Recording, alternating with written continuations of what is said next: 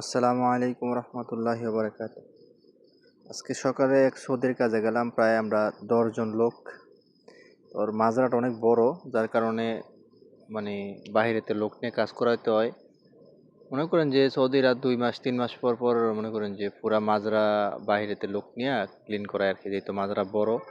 প্রায় আমাদের 10 জন লোকের মনে করেন যে প্রায় 7 ঘন্টার মতো লেগে গেছে।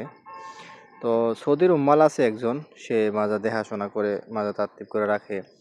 তো ঘাস হয়ে গেলে তো আর একা ওর পক্ষে সম্ভব হয় না পুরা মাজরা সাফ করা। মনে করেন 10 জন লোকের প্রায় 7 ঘন্টা লাগছে, তো বোঝেন কত বড় মাজরা। তো একজন লোকের পক্ষে তো আর সম্ভব না, তার জন্য বাইরে থেকে লোক নিয়ে আর মাজরা, পুরা মাজরার ঘাস একদম পরিষ্কার করে আর কি। তো আমরা 10 জন লোক গেছি সকালে, তো গিয়া পুরা মাজরার ঘাস কাইটা পরিষ্কার করে একদম ক্লিন করে মাজরা আমরা সমস্ত গাছটা একদম মনে করেন যে এই জোবালার মধ্যে ফালা দিয়েছি আর কি।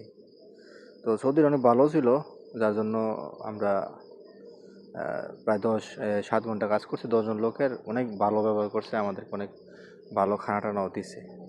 তো এই মনে করেন যে রাস্তা থেকে কাজে গেলে এরকম এক সময় এক এক সৌদির সাথে কাজ করার পরে বিভিন্ন ধরনের সৌদি আমরা রাস্তা যারা কাজ করে তারা চিনে জানে, যারা কোম্পানি থাকে তারা এগুলার সম্বন্ধে ধারণা খুবই কম।